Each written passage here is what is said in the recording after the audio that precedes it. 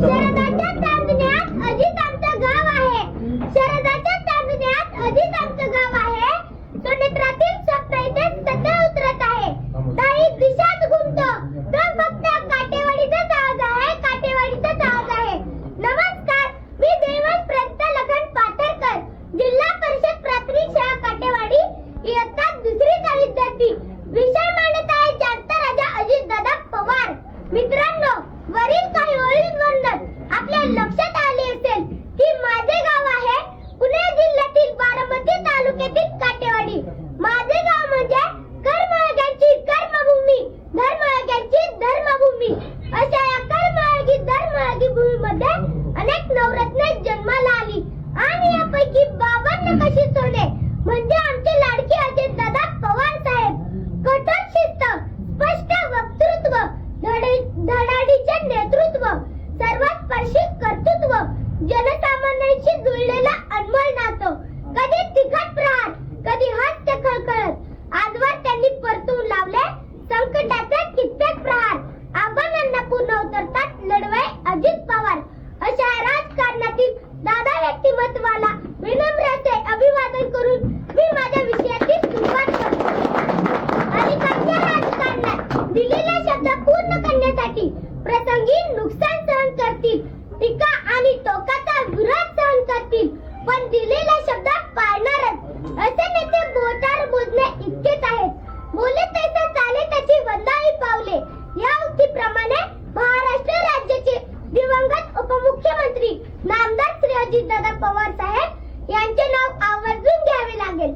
प्रशासनावर मजबूत पकड, पक्ष संघटनेवर मजबूत पकड, दिलेला शब्द पाळणारे, पाहतो, करतो, बघू अशा शब्दांना ज्यांच्या शब्दसंग्रहात स्थान नाही, कार्यकर्त्यांची पूर्ण माहिती असणारे, कार्यकर्त्यांच्या अडीअडचणीला उभे राहणारे, जे पोटात तेच ओठावर असणारे, टापटीपणा, स्वच्छतेची आवड, वक्तशीरपणा या गुणांना जपणारे, पर्यावरणाविषयी आग्रह असणारे.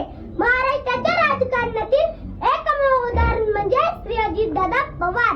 दादांकडून आलेली काम प्रशासनाच्या पातळीवर गतीने पुढे सरकायची.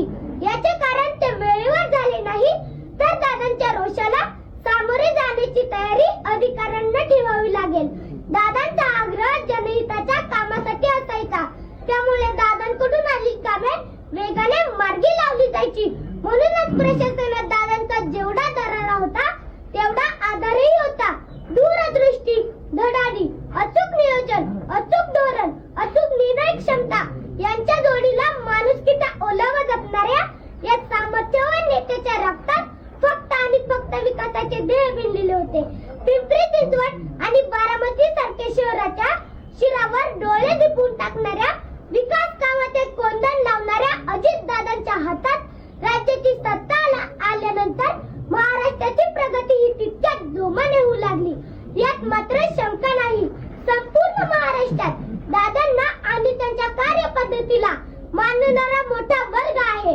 चुकीच्या कामांना दादा परखडपणे विरोध करतात, तर लोक उपयोगी कामात अडचण आली तर त्यांचा परखडपणा कामात दिसतो. काम झाल्यानंतर त्यांचे महत्व व दादांची कल्पक दृष्टी लोकांना समजते. महाराष्ट्रातील सर्वात कार्यक्षम नेता कोण, तर ते अजितदादा पवार होय.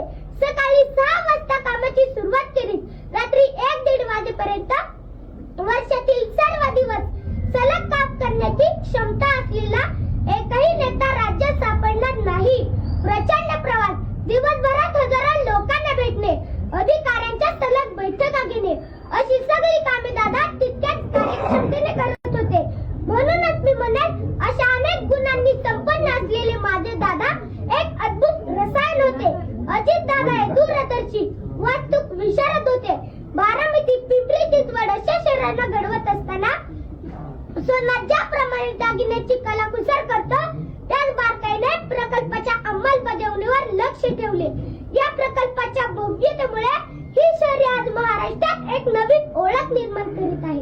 अचूकता, कलाकुसर आणि गुणवत्ता यांचा मेळ दादाने एखाद्या वास्तूक विशारद प्रमाणे ही शहरी घडवली आहे. ज्ञानपीठ पुरस्कार प्राप्त श्रेष्ठ कवी विंदा करंदीकर यांची प्रसिद्ध कविता मला आठवते. जनतेच्या हृदयामध्ये अन्यायाची कळ आहे, जनतेच्या बहुमध्यात सागराचे जनतेच्या हृदयामध्ये अन्यायाची कळ आणि जनतेच्या भाऊमध्ये सागराचे बळ ज्याला ओळखता येते तो लोकप्रमुख राज्यकर्ता होऊ शकतो. राज्यकर्त्याचे हे गुण लक्षण ज्याला यथार्थपणे लागू पडले असे राजकारणातील एक नाव म्हणजे श्री अजितदादा पवार.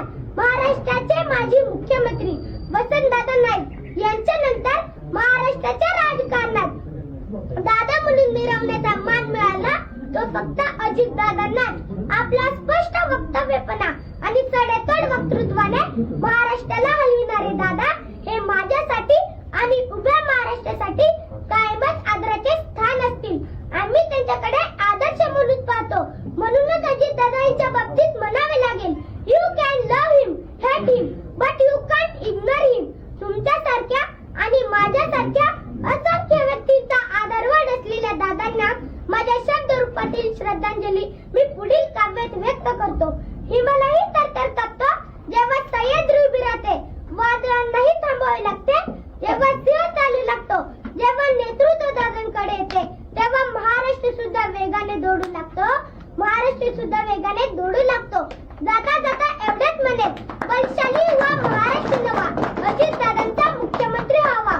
या माझ्या स्वप्नप्रमाणे महाराष्ट्रातील दादांवर प्रेम करणाऱ्या तमाम चाहत्यांच्या मनातील अर्धवट राहिलेले स्वप्न मनाशी कवटाळून तुम्हा सर्वांचा निरोप देतो. जय हिंद, जय भारत, धन्यवाद. पुढे लिहिलंय दादा कारोटे आपल्याकडे.